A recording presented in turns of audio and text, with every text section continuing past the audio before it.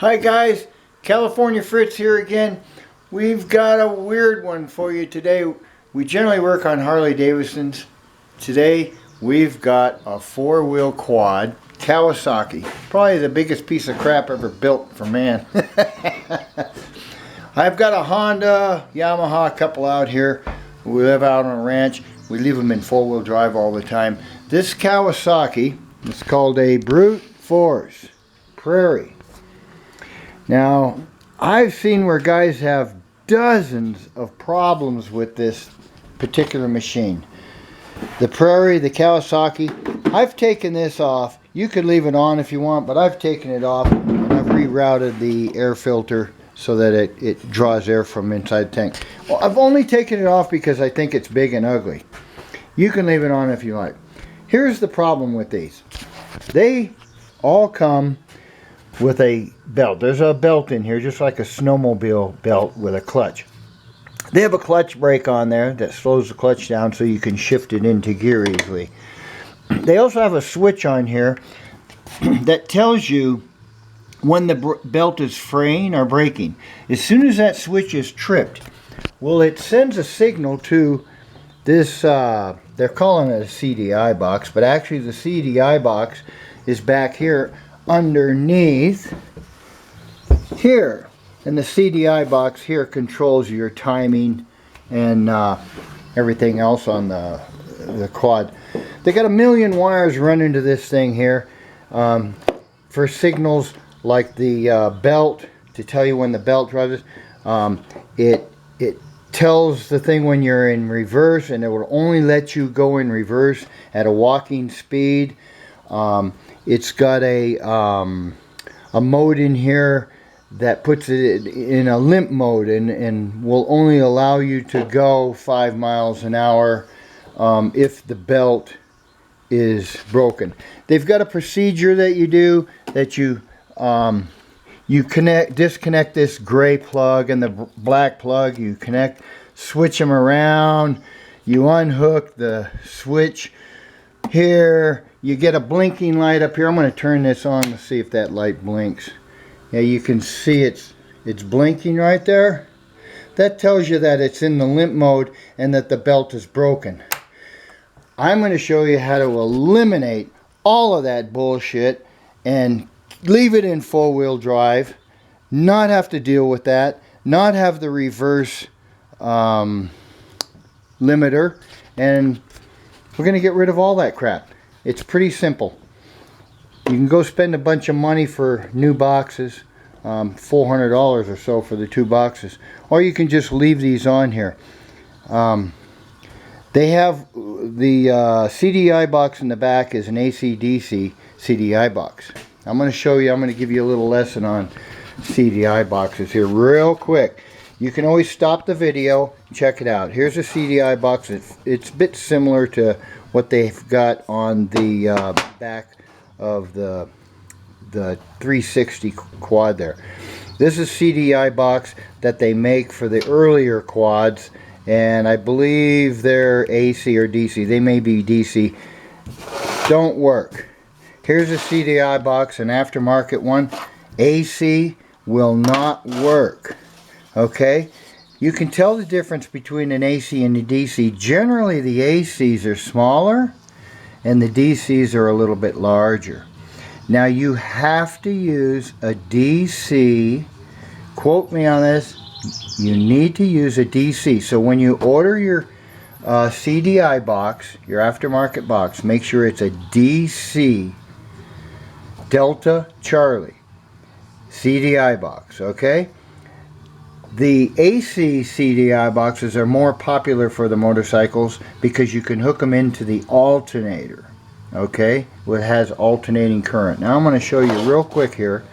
The only components on the motorcycle are a trigger CDI box and a coil. That's all you have on the motorcycle. There are no other components, okay? So this little map here, schematic, here's your alternator, okay? This is not the alternator on the quad, the Kawasaki. Kawasaki uses a 3-phase. If you had the typical motorcycle type, you could use this and use alternating current with the smaller AC box. But Kawasaki does not have an AC supply, and you need 90 or 100 volts coming off the AC to supply this CDI box. The Kawasaki has a 3-phase alternator. That 3-phase alternator sends power and ends up DC. So the DC box is the only one that's going to work for you. And it'll actually work with the battery disconnected. Some people say if you have a DC box, you have to have the battery connected. If the battery comes disconnected, the bike will fail and quit. That's not true, because the Kawasaki has a 3-phase alternator. Alright, let's move on quickly with this, because YouTube only allows me a certain amount of time. Okay, so if you were to wire in the AC CDI box, this would be the schematic you use. And actually the DC is basically the same thing. I've drawn it out here for you. Here's the AC box. Stop the video and take a picture of that. Flip it over now. Here's what I've converted for the DC. Okay, you've got AC, which you cannot use, DC. These boxes work really well. They have an adjustable timing on it. You can buy these online for about 20 bucks, maybe even less. I think I got this one for 10. So what you're going to do is you're going to hook your trigger to these wires. I hope you can see that. It's pretty simple. Blue is generally your positive, ground is generally black on the Kawasaki. Trigger goes to this terminal here, up in the top corner. Ground the 2 bottom terminals, and the ground on the trigger. Okay, then you've got your coil, which hooks to the top right hand of this multi-plug. That's your coil.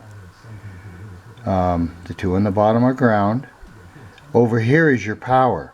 Okay, generally your AC would come in here. You're going to put your DC power here. Here's the most important part.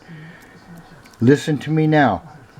The power needs to come from your ignition switch, because the ignition switch is wired into the module, which gives you DC power. Don't come off of the battery. If you come off the battery, the thing will shut off if the battery is not connected. If you come off the ignition switch, you're running off that 3-phase alternator, and you can actually start the bike without the battery. Alright, let's go over to the bike real quick. I'm running out of battery on my camera here, so I might lose you and have to start over again. Alright, you can see what I've done is I've taken the wires. These are the wires here from the trigger, and they're blue and black. They could be yellow, they could be different colors, but that's your trigger wires. You'll have 2 wires coming off the trigger. Some may only have 1, but all of the Kawasaki's will have 2. So I've wired those triggers into this plug. Okay, and then also on the plug I've got my 2 grounds. So I've got the trigger going to the top left corner and the ground going to the ground. We plug that in. Bingo. Simple. This one here is my power. This wire doesn't go to anything. You only need 1 wire, and that 1 wire is your power, and I'm coming from the ignition switch, not from the battery, the ignition switch, because that gives you the power off the 3-phase alternator. Okay, that's it. And this thing should fire up. I'm going to turn the ignition on. I'm going to hit the start switch. Look at that. She's going. A little cold. There's no more limp mode. You can see the lights still flashing. It's flashing because it thinks that it's in limp mode. but this thing will haul butt. It will go as fast as you want to go. It'll go in reverse. Now I'm going to disconnect the battery and show you that as long as you hook up to the ignition switch and not just the battery, watch this. I will pull the battery off. It's off. The bike is still running because this has a 3-phase alternator on it. So this is the box you want. These boxes work the best. You can find one of these online, and there you go. To fix your Kawasaki Brut Force, get it out of limp mode, get rid of the belt. You can also put it in 4-wheel drive. If this battery keeps working, I'm going to show you how to do that right now. Let's turn it off. It looks like we're still going.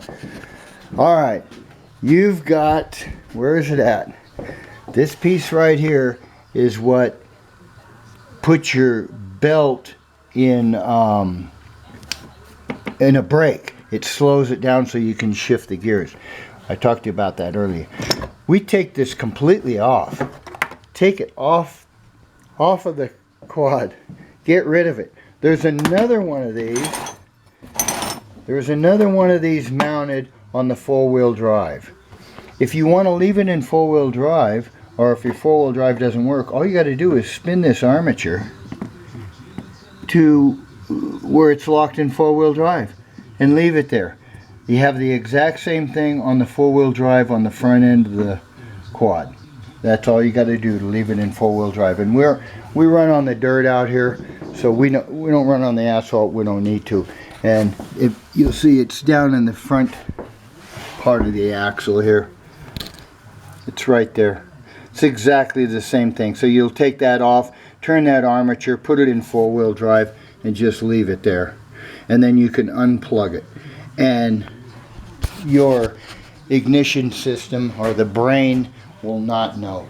You're going to be running on the trigger, the coil, and the CDI box closed system. You never have to worry about any more problems on this stupid machine.